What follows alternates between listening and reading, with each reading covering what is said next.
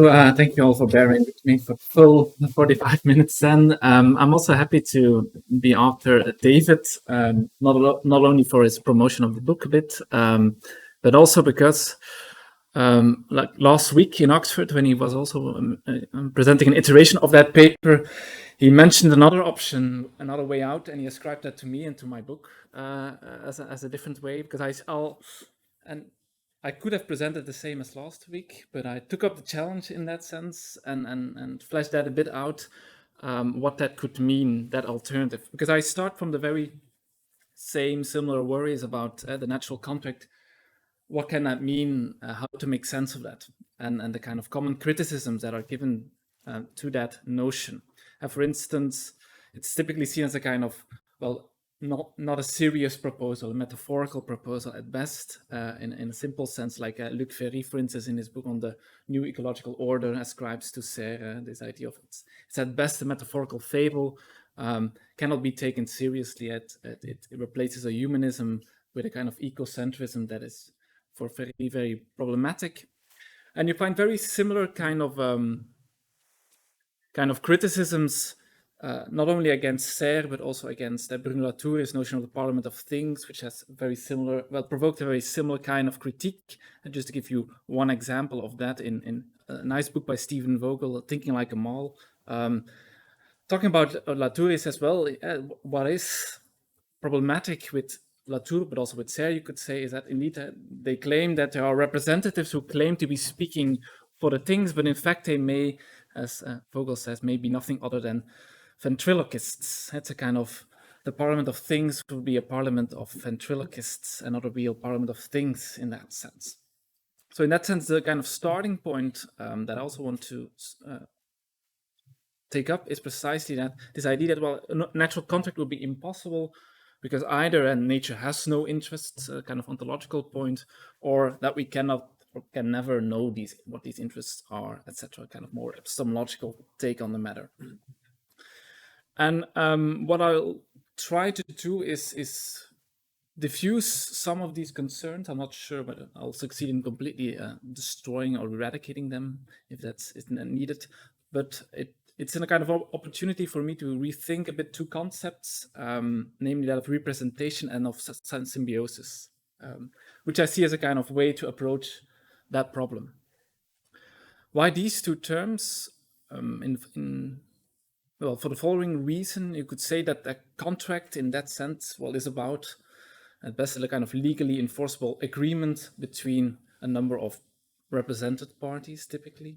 And so you have these two notions there in my view, namely representation. People have to be represented in that contract, or non-humans have to be represented in that contract.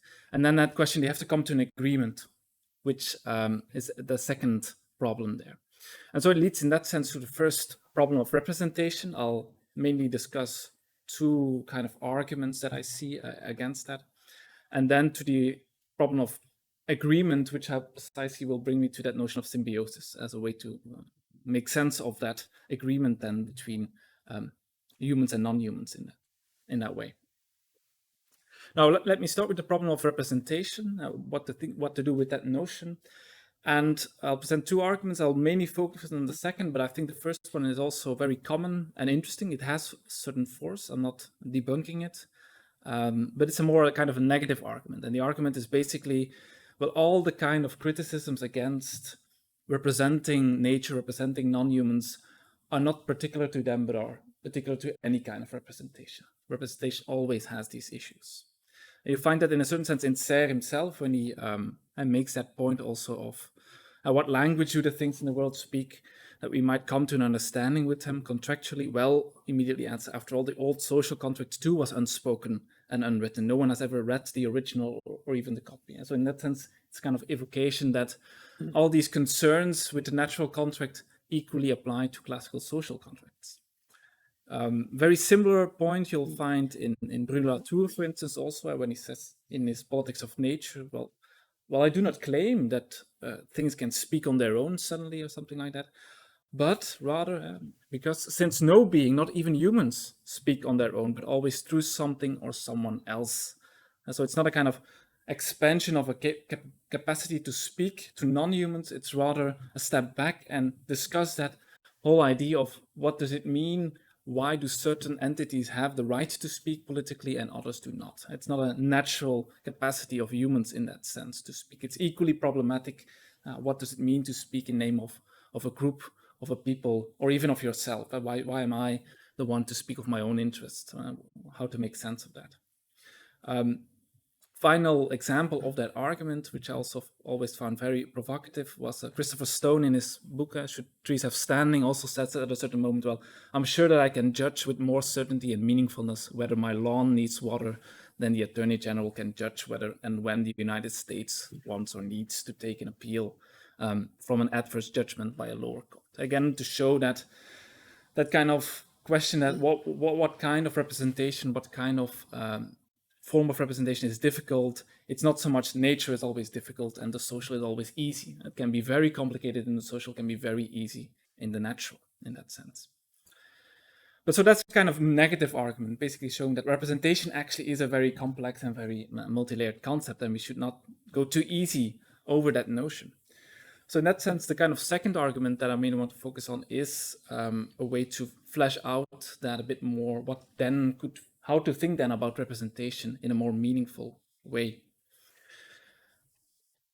And the kind of picture that I want to avoid or get away from is representation, political representation, as a very kind of mental, cognitive form of representation, as if it was about representation is about a kind of finding a common mental image of what we have in common, what we have collective, what our interests are, something like that have been articulated. The kind of thought behind the contract that is then written down, something like that. So you have the contract, and then the issue is you have all kinds of humans involved. They think very hard, think collectively about what they actually want, and then they write that down in institutions or something like that. Or at best, you have a kind of spokesperson who speaks in their name, and that spokesperson then is also somehow capable to extract the interests that are there, read them off of the faces or in discussion, etc. And of course, then if you accept that image, the problem is what to do with nature, what to do with the trees that pop up, and they cannot be part in that conversation. And I think that's a kind of image that fuels that kind of skepticism also about how to think about representing nature in that sense, because they cannot speak, they cannot participate in that mental work. Now, what then is the kind of alternative that I'll be heading to is, again, in sense inspired by Serre. I think it's a quote that was also read, you all know, and read yesterday as well, this idea that he immediately follows from that last quote that I gave by Serre, that, well, in fact, the Earth does speak to us, but in terms of forces, bonds, and interactions, and that's enough to make a contract. And what I want to do now is a bit flesh that notion out, what it could possibly mean, not through Serre directly, but a more indirect road, kind of an attempt, and we'll see where we go, where it gets us, through a completely different context, completely different debate. Michael Saward, his paper, and then turned into a book, but you should just read the paper, that's fine. The representative claim. An attempt to rethink representation precisely in a very similar way, but in a different context. So he's not concerned directly, although it's a bit in the book about ecology and nature. It's really just a general point about political representation, how to think about that.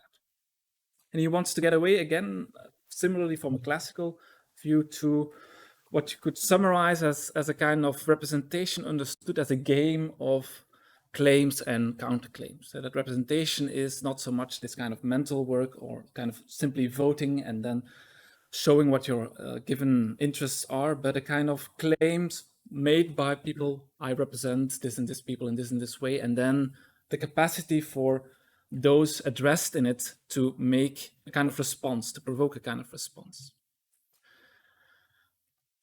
He shapes his thinking mainly in opposition to an older book by Pitkin. I think her book is called The Concept of Representation. And so the classical image, just to reiterate that a bit, is again the kind of image of representation as a very descriptive practice. We just want to describe what the actual fixed set of interests are of certain constituents, and in a sense kind of unidirectional image where you have the people, the constituents, or nature, and you extract, in a sense, the interest. It's kind of transfer of information to that representative who does, in a sense, all the work.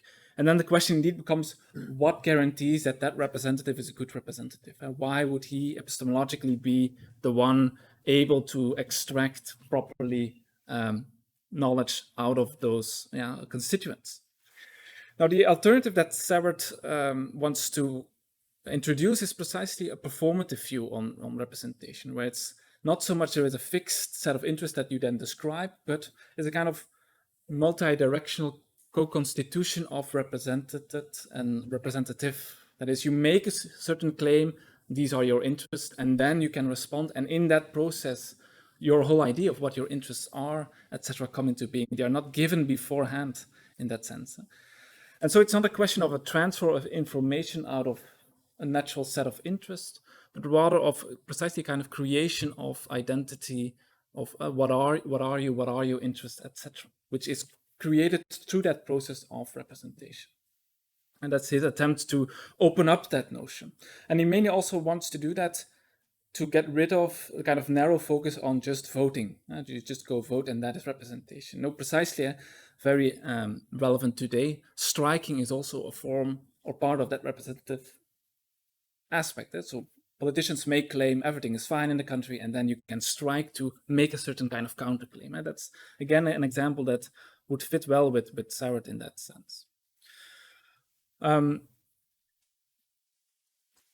that sense, that's what I mean with representation as this kind of this game of claim and counterclaim.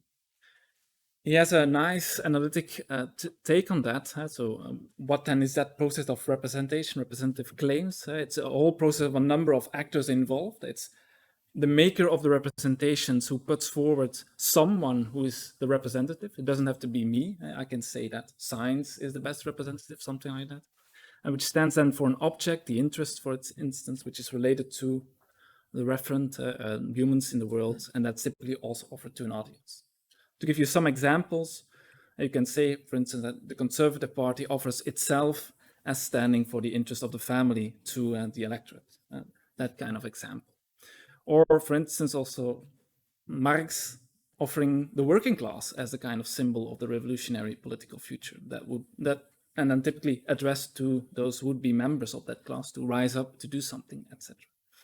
Or more in our working then to the question of nature, I think it's perfectly applicable also to scientists indeed, or politicians offering scientists, etc., as representing, for instance, the nature of climate change to the world, etc. Which I think precisely can work towards, according to that same kind of logic of claims and counterclaims. And crucial to that for Saward is precisely indeed that capacity to make a counterclaim. There is, according to him, no real representative claim that cannot be read back, as he says, or contested or disputed by observers or audiences. The maker of a representative claim may intend that the audience invoked by that claim sees it as he or she wishes, but they are always, to some extent, free to reinterpret that claim, to turn it back against the maker. And who are you to tell me what I want? That's this capacity to make counterclaims.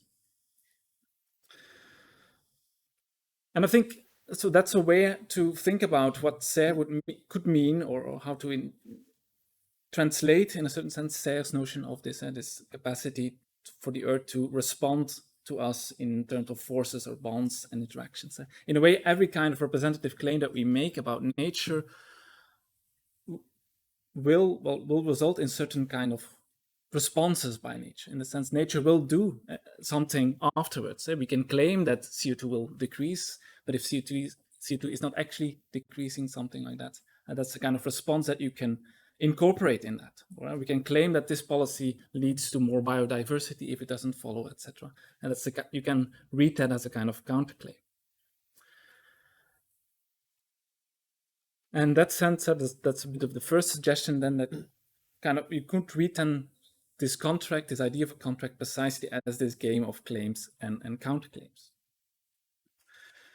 Now, two maybe footnotes, but I would say typically important footnotes to develop that further. I think one aspect that might be missing from Saward that I want to stress through Serre is, you could say, what you could call the materiality of these representative claims. So in the case of Saward, it's very, again, still very cognitively or discourse-likely interpreted. It's people really stating things. Whereas I think you can, through Serre, etc., also think of these representative claims as really also embodied, materialized in institutions, in policies, in the organizations of spaces and all these kind of elements. And again, Serre, I think, is a good inspiration for that. That's, for instance, also how we read a number of places, the role of objects in the social, precisely as slowing down the revolutions, slowing down the history, etc. This idea that if there were no objects, it would also be far easier to contest all kinds of representative claims. It's by materializing, by making them hard, by making it harder to contest them, that the social also slows down, that it becomes more stable. And that leads to a kind of second footnote before turning to the notion of symbiosis. And that's what I would call a kind of paradox of democracy, in the sense that from this picture, democracy is all about the capacity to make representative claims and counterclaims. If there would be no room for genuine counterclaims, there would be no democracy, and then you just impose a representation on constituents. But there is a kind of tension between that, and that's the paradox, and that first point, in the sense that the first point was all about trying to avoid that all counterclaims can always happen, that everything is contested all the time, whereas democracy is precisely about contesting things. And I think the way out of that paradox is precisely, again, a very Sarrasian point, that democracy is not about contesting everything all the time, but contesting certain representative claims against the background of accepted representative claims. You contest one part while accepting the other parts. So everything is in principle contestable, but not at the same time, you could say. Again, that is very Sarrasian notion. You can think of numerous places, but also in the natural contract, this idea of, well, two people fighting, they still have to agree if they want to have a meaningful fight on a kind of language to disagree in. And so you have a kind of background of accepted representative claims always working when you're making claims and counterclaims. So in that sense, that's my rethinking of representation, inspired by Saward in that sense, and how to make more sense of what a natural contract would be. And I think that also leads to that second notion of what an agreement could mean. And that brings me to that notion of symbiosis. I think a notion that Serres uses a lot in many texts, especially also in the natural contract, as precisely a way to understand that natural contract. It is symbiosis, or it's a symbiotic contract, etc. But what does that mean? What would happen if we really take that notion seriously, and rather than just as a kind of metaphor again, or easily pass over it? So I want to delve in a bit further in my second part now of the presentation. And symbiosis, as a very general point, and in the literature, is typically understood very generally as simply a close relationship between two species, at least, in which at least one species benefits. So typically within the literature, it's separated from a form of mutualism where both parties benefit. Symbiosis can also be, well, commensalism, where one party benefits and the other is more neutral, or even forms of parasitism are a form of symbiosis. I think we can also create a more complex picture where symbiosis is not the exclusion of all forms of parasitism. But what I want to do mainly, just to provoke a number of thoughts and questions, hopefully, is highlight a number of things that I draw from the literature on symbiosis that can also help us think about the natural contract. So if we really focus on what symbiosis means in the biological sphere and what kind of questions that would provoke for the natural contract. One point I think is already that symbiosis allows clearly for unequal benefits. So the end product does not have to be that all parties have the perfect world or benefit equally, etc. In that sense, you can also have clear groups that benefit more from it. I think that's already an interesting flexibility that it allows for. Secondly, it also clearly allows for emergent properties. In a sense, typically symbiotic relations result in forms of behavior, some would say forms of organisms, that have properties behaviors, descriptions, activities, products that do not exist in the individual organism. So it's not just two organisms coming together and helping each other. They also are able to do new things that they cannot do separately. And even one step further, you could say it's often even leads to a kind of interdependency. And we talked yesterday about the example of mitochondria, for instance. It's a clear case of a kind of interdependency. We cannot exist without them. They cannot exist without us. It's a kind of far-reaching form of symbiosis. I think Serre also has very similar thoughts, precisely when he talks about the natural contact and why that becomes important is also not just a question of destruction, but also a question of interdependency that has arisen more and more. And a fourth point, which I find very fascinating, and I don't really know what to do with it, but it provokes a number of questions in the case of Serre as well, is the context sensitivity of symbiosis. It's actually not really meaningful to say that symbiosis is an absolute thing. Whether two species work together depends on the environment they're in. There has to be, it depends on whether the environment provides certain forms of food or doesn't, whether there are predators or they are not, certain variables about temperature and whatnot. So whether the species form a kind of symbiotic relation depends on the environment. So that provokes the question also, if we want to talk about natural contract as a kind of symbiosis between us and the Earth, and the whole Gaia even, then what is the kind of context in which this happened? Is that the kind of historical context? Is the kind of cosmological context? Because again, there is a kind of danger in seeing that just as an absolute without any kind of context given there. Yeah, this is just again the same quote by Serre earlier. And the second part, I think he already makes a certain set of choices there, what symbiosis would mean, right? About, for instance, that it's really about a matter of life or death, in that sense of kind of a strong form of interdependency that is happening there. But there is I want to end with a kind of fifth point with symbiosis that I think is the most interesting one.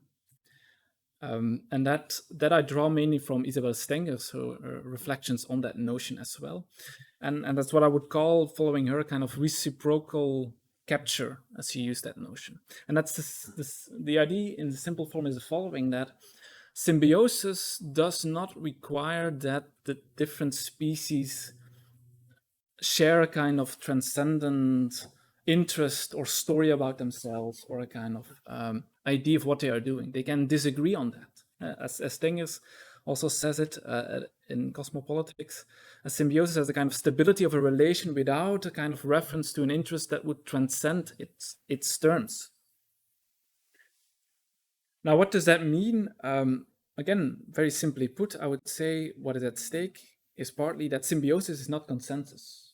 That the kind of agreement that we're looking after is not a kind of agreement in the form of we all have a kind of consensual view of what is at stake, why are we doing this, what do we get out of that. We can disagree on that. We do not need that. So it's a less demanding element. So again, you do not have to have a kind of common mental representation of the world in that sense. I think it allows for more different forms of defining the world. So Stengers, for instance, draws on the typical example by Deleuze and Guattari of the wasp and the orchid, who have a kind of symbiosis, but they can clearly disagree in a sense on what is at stake, why are they doing that, how do they see the other, etc. It doesn't have to be we all agree and we all live happily ever after. That doesn't follow from that notion of symbiosis.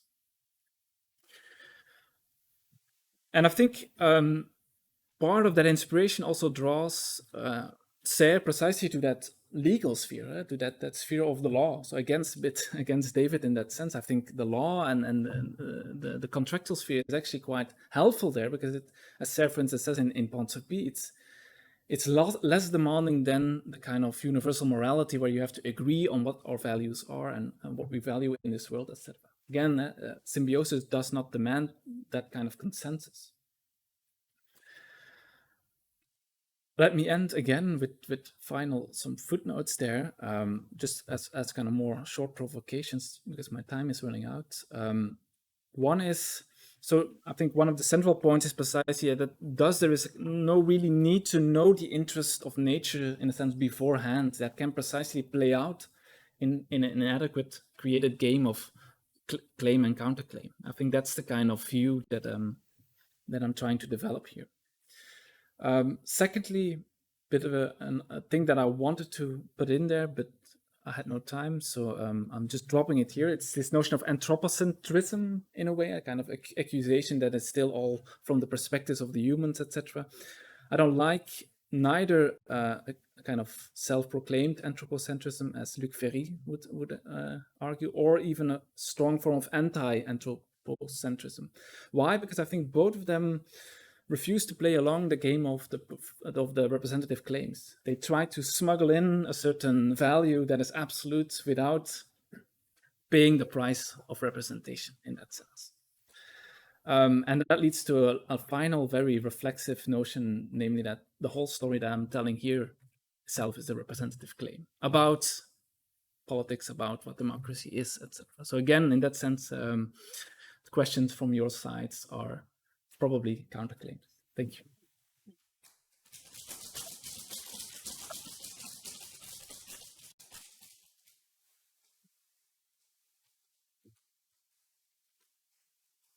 Thanks, this was great.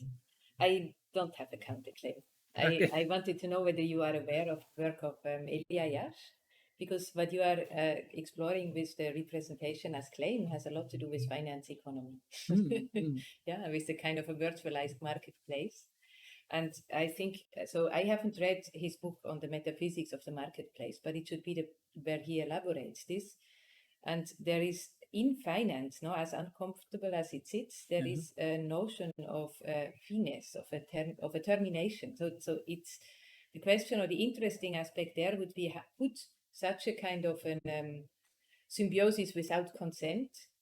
What would it do to the role that setting boundaries, and that means also managing immunities, temperings, integrities, all these kinds of ethical things, how would they be taken care of? If everything becomes ventriloquism, that kind of is given into a happening in which one truly then does not matter. I don't want to moralize this at all. I think it's extremely interesting to explore it. So I try in my text on I don't know, one of the chapters in my book, I wanted to relate this notion of a finance to the claim, which is also in the Parasite, the sun is the ultimate capital. No? So there's a different way to think capitalism, where capital would not be the result of accumulating resources, but the capital is source, it's primary. That's what the sun is. Regardless that in 40 million whatever years it will eclipse, yeah, for our world. But that means we have a source of energy. We don't have stocks that are scarce and that need to be administrated. But what do we do with not being flooded? And I think in this direction, this path to finance instruments is extremely interesting. It was just a suggestion to associate with what you're exploring. Yeah, no, it's fascinating. And it has a lot of Lyotarian connotations for me as well. Good connotations as well. So thank you. Yeah. To think about that, I'll read it. Sure. Again, thanks. That's a great paper. My question, kind of same as Felix, is to ask if you've heard of another author, Paul Grice. And the reason I ask is because Claire adopts his notion of performativity in the natural contract. He says that there's one kind of law, and that is a human kind of law, is performative. In other words, when it's said, that is an action that he talks of each act. So I'll go off and get hanged. When a judge says that to you, that's an act. It's a performative thing. And that's the same is generally true of human law, that when it's said, it's true. That's how it becomes true, because it's said by the right person. So he calls that performativity. Now, what you're describing is another form of, completely different form, perhaps, of that same notion. Much closer to the one that Sir wants to talk about when he wants to talk about natural contract. How does natural contract arrive at that? Well, as you're fleshing out for us, it's arrived at through contested claim and counterclaim. What have you. That's not really Grice's notion, but what you then have is two forms of performativity playing off against each other. The first acknowledged by well, it's not unacknowledged. He never mentions Grice, but it's there. That's what he means when he says performative. And the second one, you're glossing for him on his behalf. So you have a through line there, perhaps. Yeah. And if you want to build this up a bit, you have a through line under the rubric of performativity. Yeah. No, yeah. Thank you for that. Indeed, yeah. But maybe, well, I think it would be another way to build up that story, indeed. But it will bring it even more to the legal sphere, and I wanted also to explore the more broader political sphere. And the second point, but that applies to Saward as well, is that classical notion of performativity in that sense tends to have a certain blind spot for the materiality as well. And it doesn't really raise that question of, sure, the judge can say that, but there needs to be a court, right? In that sense, that you need a lot of other things for that to even work. Yeah, absolutely. Your form of performativity is counter to the one that. But is it really countered? Is it, or is it just a more narrow form or kind of partial picture of hopefully the more complete picture that I tried to sketch? It's a fiat, more or less. So the Speech Act is a kind of fiat. It becomes true. It's said as a form of power, as an act in Grice. But it needs the institution. It needs the institutional embodiment of human rights, of power, sovereignty. Yeah. Otherwise, you don't have a Speech Act. Yeah, that's human law, to which he's counter proposing the natural contract.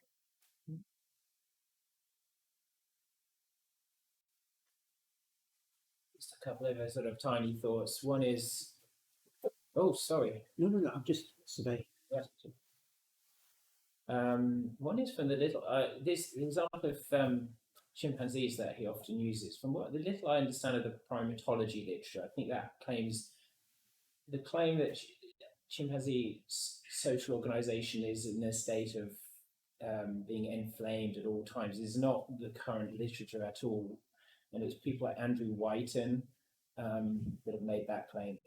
And the other little thought, just from the work of our research institute, is we do a lot of work with human communities receiving the opportunity to receive new scientific technologies. And of course, the technology in question under the aegis of the Convention on Biological Diversity and the principle of free, prior and informed consent, which is a really, really healthy development in all our international fora in recent decades. And what they're finding is the scientists are going out with a requirement from the Cartagena Protocol for an 80% local representative consent. So there's a number. They go into the communities and say, here's the technology, do you want it? Let's have a vote. And the communities are saying, what's a vote?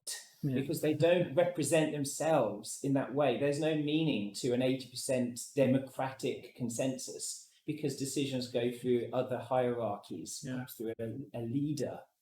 So we're coming up against human representative systems that don't speak to each other at all. That's fascinating. Yeah, so I agree with the chimpanzee example that Say and Latour and others they use. But I think the point doesn't have to stick on that notion on that. I mean, you don't have to make speculations about primates to make that point of what the role of object could be in the social. I hope. The second point is quite interesting, and I think Saward would precisely say, well, the problem there was this very narrow idea of representation, that it has to be voting, right? You have to precisely open up and explore the diversity of ways how they see themselves represented in these different hierarchies or different rituals or whatever. And voting is just one particular form. So also with the natural contract, it's not a matter of just giving scientists a few extra votes in the parliament or something like that. So that's again a very narrow understanding of that notion. And I would say with the same with this notion of the parliament of things, what that parliament is, don't focus too much on as if it is just one room, them sitting there and raising their hands and yay or nay or something like that. Yeah.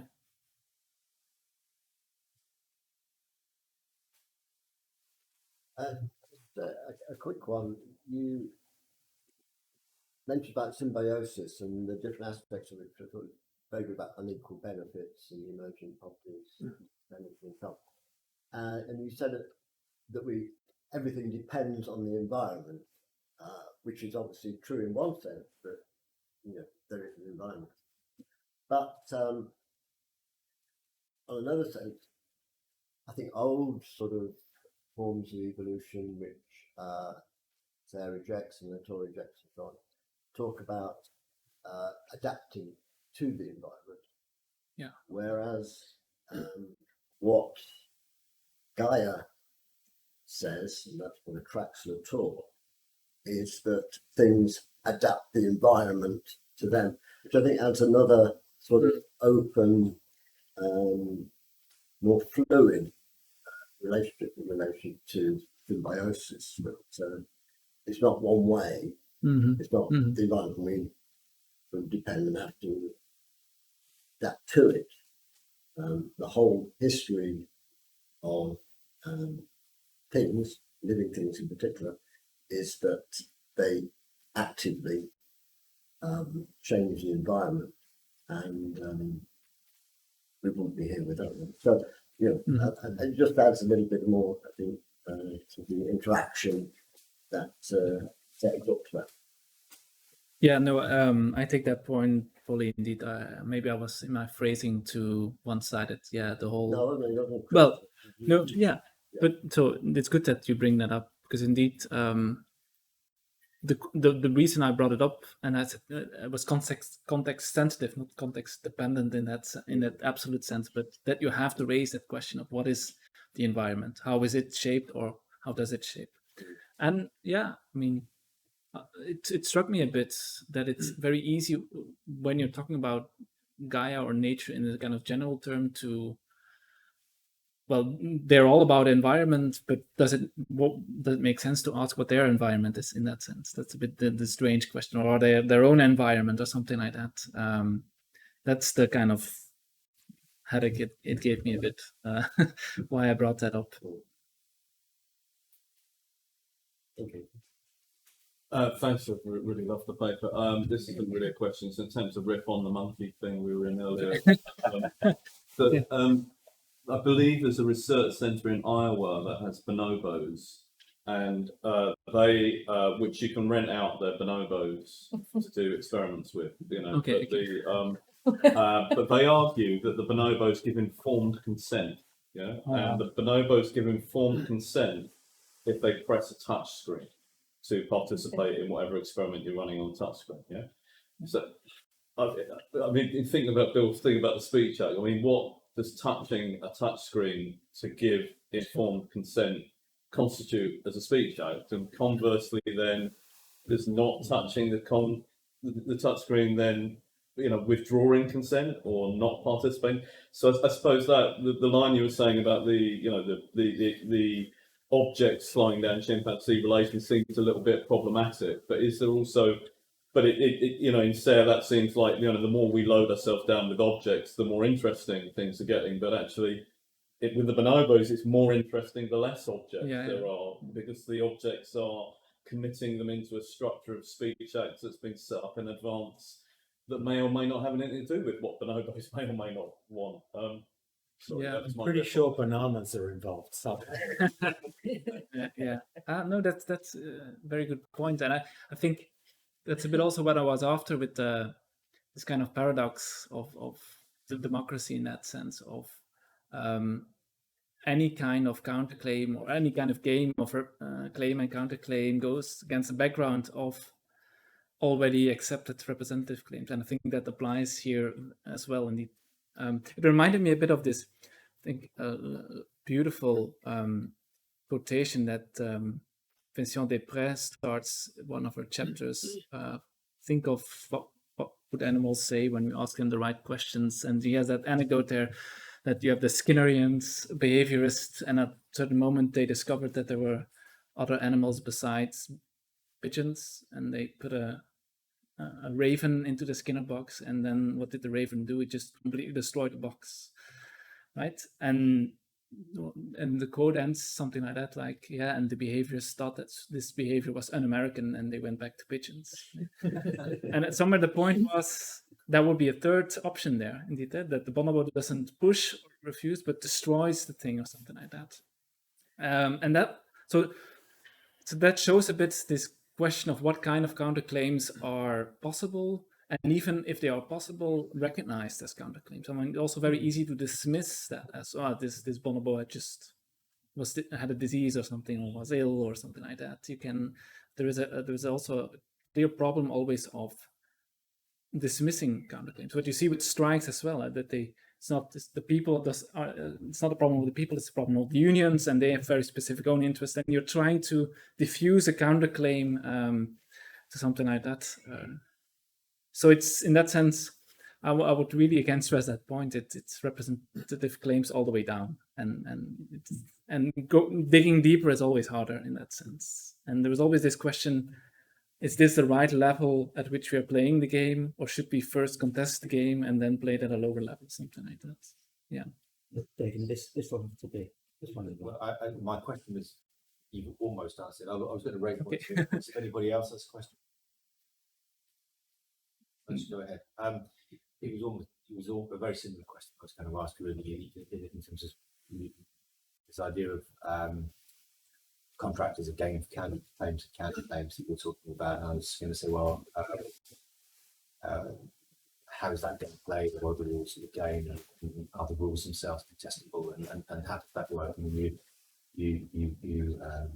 the paradox of democracy is that everything is contestable, just not at the same time, which is where you ended up just responding to Steve now.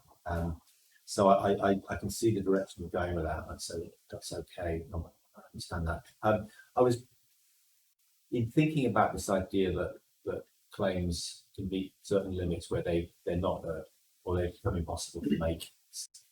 Well, we can look at other things. It's like Foucault, for example, or Lyotard, or Rancière, certain ways to say, but there are ways in which we meet certain limits as to what we can, how, in this sense, claims can be made, or Foucault might say at a certain point there is resistance, and you just go, okay, no, I'm not going to live like this. I'm not going to be governed in this way. But at the same time, that it's still quite inarticulate, and that's part of the work of critique, is to establish certain possibilities that can be taken up by people in different ways. So I just wondered, I guess my question was this really, if you, do you see any value in going to thinkers such as that? Let's just take Foucault for an example here, and saying they might be able to feed something interesting back into this problem when we think about operations of power and resistance, critical activity that breaks down situation in which rules are established and therefore makes other choices possible. Is there value in drawing on things like that to pull them back into this story? Yeah, big question in a way. I'm very sympathetic to all these authors, as you know. So I would definitely see them as compatible. But the question, is that enough? The question, I mean, the stronger version is the question: is there a reason to start talking about Foucault at all? Or, I mean, in that sense, does it really add something? And I'm not. At first sight, I'm not sure. Not because I dislike Foucault, but I don't know. I hope that the framework I sketched a bit already left room for many of the points that he would make. That's my intuition. So you'll have to come up with something specific. I'll have to do better than that. Then this vague ghost of Foucault, like, you haven't talked about Foucault, so you must be wrong. Do you want to come back to it? No, look, that's for a later conversation probably. And it seems to me, I think it's worth exploring. I didn't mean to say you can talk Yeah. about progress, Yeah. we must be making mistakes. But that was not my intent to, yes. But Yeah. but the points of thinking about how discourse is forming and how people experience discontent, if you like, and they kind of affective relation to that. Yeah. We can often be interested in about how resistance emerges, and therefore how the need to find another voice, particularly hear things voiced differently. Yeah. It's very important. I think there might be things Yeah. to think about. For me, Yeah. it is, but I take your point that you've gone a long way with this already. Yeah. No, but yeah, that would indeed be one option. Maybe indeed Foucault can diversify our thinking about what counterclaims could be and how they form and what shape and how they function. Yeah. But yeah, we'll have to make that specific. Otherwise, I'm dismissing this counterclaim as unreal. It's a game of counterclaim. Yeah, and I'm not recognizing your counterclaim. Thank